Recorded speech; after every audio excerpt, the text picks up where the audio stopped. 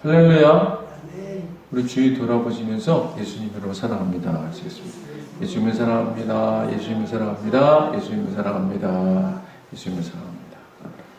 오늘은 마가복음 6장 4절을 중심으로 누군가에게는 나도 이와 같은 제목으로 말씀의 은혜를 나누고자 합니다. 예수님께서는 성령으로 잉태되시어 마리아의 몸을 통해서 태어나셨습니다. 예수님은 육신의 아버지인 요셉의 피를 이어받은 것이 아니라 하나님께서 마리아의 몸을 통해서 오신 것입니다. 그럼에도 불구하고 예수님은 그의 나이 30살, 공생애를 시작하기 전까지는 어머니 마리아와 아버지 요셉의 아들로서 또한 가족의 일원으로서 그 역할을 충실히 하셨던 분이셨습니다. 그는 목수인 아버지 요셉의 일을 돕고 함께 하셨던 성실하신 분이셨습니다. 또한 그의 동생들인 야고보, 유다, 시몬, 요셉의 든든한 맏형으로서도 그 역할을 잘 감당하신 분이셨습니다. 이렇듯 예수님의 가정은 단란하고 가족애가 많은 그런 가정이었습니다. 어떤 면에서는 이런 넘치는 가족애로 인해 예수님이 이 땅에 메시아로 오신 분이라는 사실을 너무나도 잘 알고 있던 마리아도 그냥 엄마로서 듬직한 장남 아들로 예수님을 동생들은 자신들의 좋은 큰형으로만 생각하는 실수를 저지른 적이 있었음을 성경은 기록하고 있습니다. 마리아는 가나의 혼인잔치에서 포도주가 떨어진 것을 알고는 예수님에게 포도주가 떨어졌다라고 말합니다. 그런데 이 말은 단순한 부탁 이상의 기대를 가지고 말한 것이었습니다. 왜냐하면 예수님께서 세라 요한으로부터 세례를 받고 또 메시아로 증거받은 사실을 마리아도 전해 들었을 것이기 때문입니다. 아마도 이 소식을 전해 들은 마리아는 자신이 예수님을 잉태할 때 들었던 하나님의 말씀을 기억하면서 이제 예수님이 놀라운 기적들을 보이시는 메시아의 권능을 나타내실 때가 되었구나 생각했을 겁니다. 그래서 자신도 모르게 예수님에게 이 잔치집에 포도주가 떨어지는 곤란한 일이 발생했으니 내 아들 예수야 이거 해결 좀 해주거라 이런 식으로 말한 겁니다. 물론 예수님은 하실 수 있는 분이십니다. 그러나 예수님께서는 요한복음 2장 4절에서 여자여 나와 무슨 상관이 있나이까 내 때가 아직 이르지 아니하였는다 라고 대답하십니다. 물론 이 말씀은 마리아를 하대해서 하신 말씀이 아닙니다. 여기서 여자여의 헬라어 원어 귀나이는 그 당시 높여 부르는 존칭 호격입니다. 이것은 우리말로 번역할 때 여자여라고 번역돼서 그렇지 원래 이 말은 왕후를 부를 때나 자기 아내를 아주 다정하게 부를 때 사용하는 극존칭이었습니다. 이 말은 예수님께서 아주 한량없는 사랑을 가지시고 자신의 어머니 마리아를 부르신 것입니다.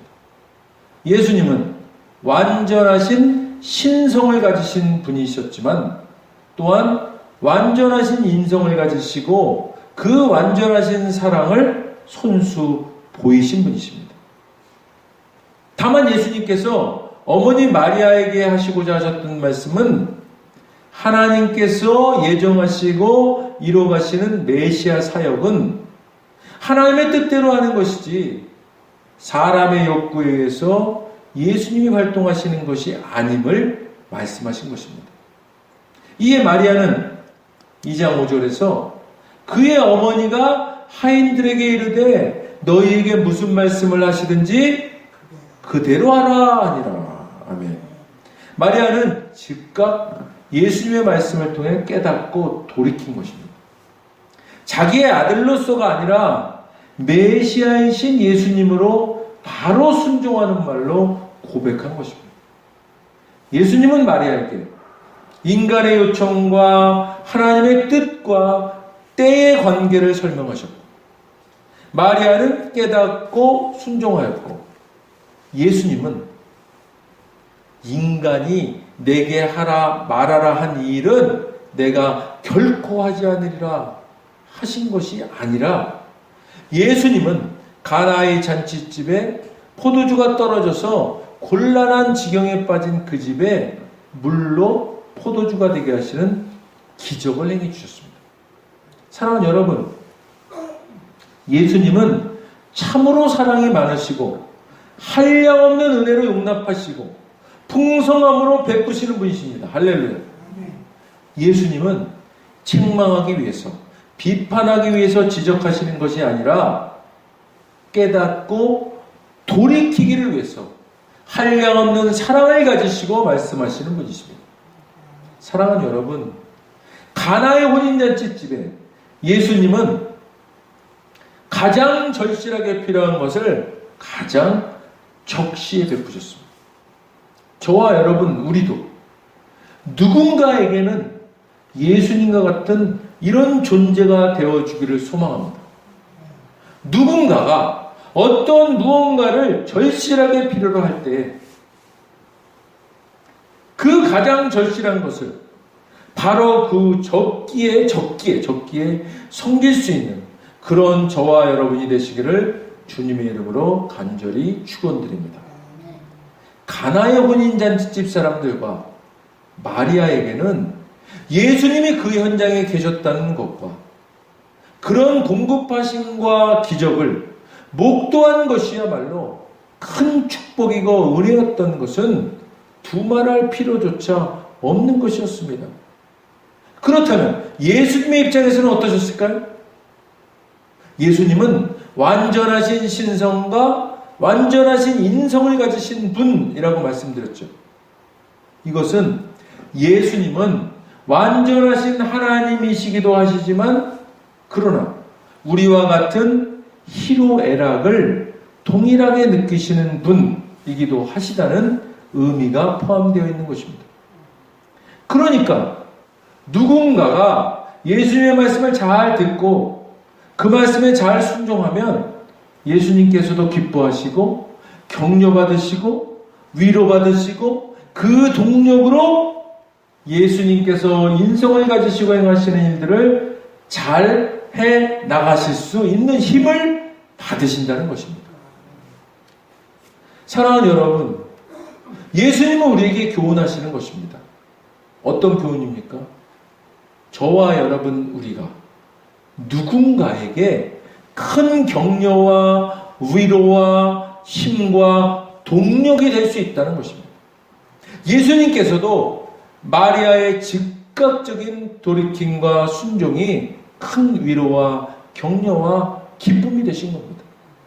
사랑하는 여러분, 우리 모두가 누군가에게는 위로와 격려와 기쁨이 되는 존재 되시기를 주님의 이름으로 간절히 축원드립니다. 오늘 본 말씀 마가복음 6장 4절입니다. 예수께서 그들에게 이르시되 선지자가 자기 고향과 자기 친척과 자기 집 외에서는 존경을 받지 못함이 없느니라 하시며. 아멘. 예수님께서는 자기를 배척하는 고향 사람들에게 어디서나 존경을 받는 예언자일지라도 자기 고향과 친척과 집안에서만은 존경을 받지 못한다라고 말씀하신 겁니다.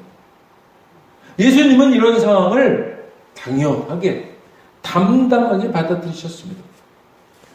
그러나 오늘은 우리가 인성을 가지시고 우리 가운데 오셔서 우리와 같은 희로애락을 느끼시고 일하시는 예수님을 묵상하면서 우리와 우리의 상대를 이해하고 용납하고 섬기는 시간을 갖기를 원하는 것입니다. 예수님 자신을 가장 가까이서 보고 알아왔던 고향 사람들, 친척들, 가족들이 자신을 무시하고 배척하고 비난할 때 예수님이 정말 아무렇지도 않으셨을까요?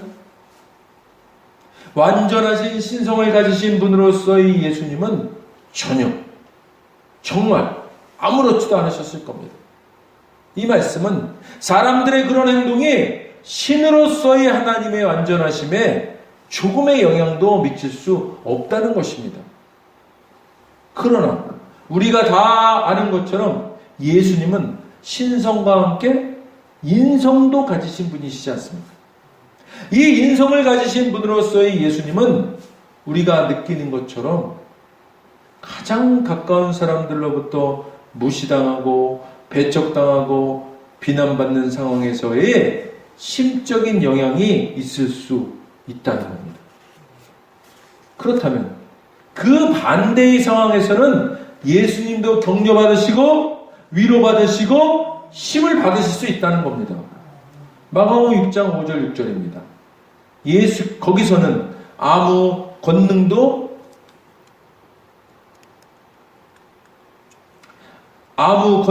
행하실 수 없어 다만 소수의 병자에게 안수하여 고치실 뿐이었고 그들이 믿지 않음을 이상히 여기셨더라. 아멘. 이 말씀은 예수님이 실제로 권능을 행하실 수 없다는 무능을 말씀하신 것이 아니라 자발적으로 권능을 행하지 않으셨다는 의미입니다. 고향 사람 전체가 예수님을 인정하지 않고 배척하는 상황에서 아주 소수의 사람들이지만 그들은 예수님을 인정하고 믿고 따랐습니다. 사랑하는 여러분, 인성을 가지신 예수님께서는 이 소수의 사람들이 얼마나 귀하게 여겨졌겠습니까? 얼마나 격려가 되셨겠습니까? 얼마나 위로가 되셨겠습니까? 얼마나 기쁨이 되셨겠습니까? 사랑하는 여러분, 이들에게 일어난 결과들은 무엇입니까? 주님의 권능의 행하심이었습니다. 치료받은 것입니다. 사랑하는 여러분, 예수님이 그리하셨듯이 저와 여러분 우리들도 서로 인정하고 믿고 의지하고 따를 때 격려받고 위로받고 힘을 받고 치료와 회복이 우리 가운데 일어나는 것입니다. 할렐루야. 기도하겠습니다. 하나님,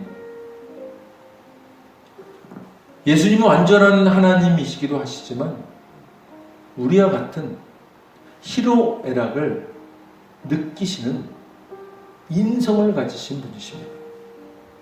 이 인성을 가지신 분으로서 예수님도 예수님을 인정하고 믿고 의지하고 따를 때 예수님도 격려받고 위로받고 힘을 받게 되는 것을 알았습니다. 하나님, 우리도 이 예수님처럼 이제 힘을 받고 격려받고 위로받는 자가 주위에 있게 하여 주시고 우리가 또한 그 상대의 누군가에게 힘이 되고 위로주고 격려해주는 자가 되는 우리 될 수 있도록 인도하여 주옵소서. 하나님 감사합니다. 주님 고맙습니다. 영광 받으시옵소서. 예수님 이름으로 감사하며 기도드립니다. 아멘. 먼저 오늘 아직 예수님을 구세주로 영접하지 않은 분이 있다면 그분들 가운데 하나님께서 말씀하십니다. 나는 너희를 사랑하기에 내 아들을 너희에게 주었다. 예수님이 우리를 대신해서 십자가에 못 박혀 죽으셨고 우리를 위하여 우리를 대신하여 죽으셨습니다. 그 결과 거룩하신 하나님의 모든 정죄함과 처벌이 우리가 아닌 대속제물이신 예수님께 떨어졌습니다. 성경에 기록된 바 하나님은 거룩하신 동시에 사랑이십니다. 그래서 우리를 사랑하셨습니다. 그의 거룩함을 더럽힐 수 없었죠. 누군가가 대신 죽어야 했습니다. 그래서 영생하시는 예수님께서 보좌에서 내려오사 인간의 아기로 태어나셨죠. 죽기에 오신 겁니다. 완벽한 인간이신 그분이 흠 없는 인생을 사신 주님이 우리를 위해 흠 없는 순양이 되셨습니다. 십자가에서 우리 대신 죽으셨고 3일째 되던 날 부활하셨습니다. 아직 예수님을 영접하지 않으셨다면 이 기도를 따라 하시길 바랍니다. 돕는 마음으로 다 같이 따라 하시겠습니다. 하늘에 계신 아버지, 얼마나 멋진 선물을 제게 주셨는지요. 주 예수 그리스도를 보내사 십자가에서 죽게 하셨고 저의 대속제물로 삼으셨습니다. 예수님은 내 죄와 저주와 처벌을 받으셨습니다. 그 모든 것이 십자가에서 완결되었습니다. 오늘날 예수님이 죽음에서 부활하셨기에 나는 예수님 안에서 하나님 앞에 설 수 있게 되었습니다. 하나님의 은총을 받고 선하심과 복의 면류관을 씁니다. 예수님은 이제 나의 구원주이십니다. 예수님은 이제 나의 주님이십니다. 하나님 아버지 감사드립니다. 예수님 이름으로 감사하며 기도드립니다. 아멘. 오늘 이 따라하신 이 고백이 진심으로 따라하셨다면, 그리고 이 진심으로 따라하신 고백이 믿어지는 은혜가 임하셨다면 오늘 구원 받으셨습니다. 할렐루야.